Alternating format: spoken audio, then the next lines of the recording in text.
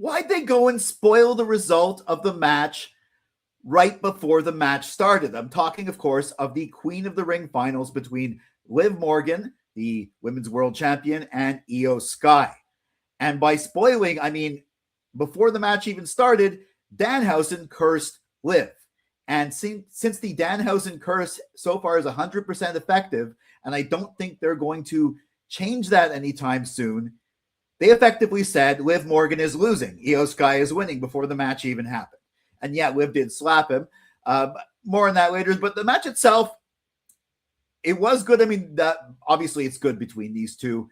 I don't know if it's my favorite encounter between these two, but Liv, even though it wasn't as fast-paced and vicious, Liv was definitely very vicious. And they had Io get sort of a near leg injury in the middle, so meaning she couldn't do all her moves. And Liv definitely took advantage of that, just as she had taken advantage of Charlotte Flair in the final. I thought, okay, great. Liv might actually win because she's taking it, and Io has her out, and she's taking advantage of Io. But, you know, Io powered through and was able to hit the over the moonsault. 1, 2, 3. Io Sky is your Queen of the Ring. And you know what? I was very happy. This is what I wanted to have happen, despite the fact that it was spoiled before. I think this was probably my second favorite match of the night. What's my favorite match? So you might have already seen that, but I think it's crystal clear what my favorite match of the night was.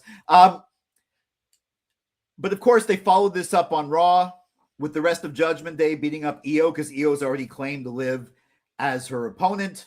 I think these two can put on a total barn burner, but there's the whole thing of the interference, and Io doesn't have anybody because Rhea's on SmackDown. I don't know, maybe Rhea or Hapa, I'm not sure. But yeah, I mean, I think this was good follow-up.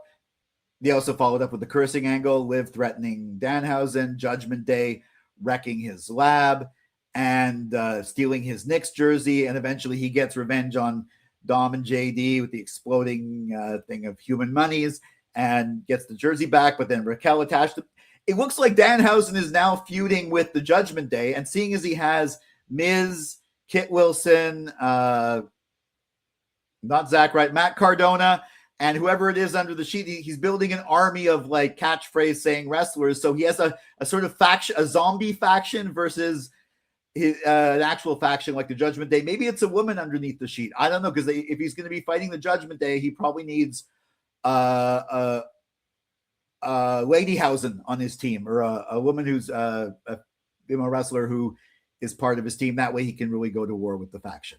I'm anything with Danhausen I love. And even though they spoiled the match, I think it was definitely the correct result. And I do like where they're going with it from here on out. So what do you think? Let me know in the comments. Make sure you like, share, subscribe, and ring that bell for notifications for all my wrestling hot takes, cold takes, simmering takes, wrestling opinion pieces, assorted thoughts on Raw and SmackDown, and WWE Premium Live Event prediction and review videos. Now, if you want my entire review of Night of Champions, including some thoughts from the following Raw, you can get that in podcast audio form. The link should be in the description. And I'll be back next time with more Silo Voice Wrestling. Until then, for Silo Voice Studios in Montreal, I'm Jason C. McLean.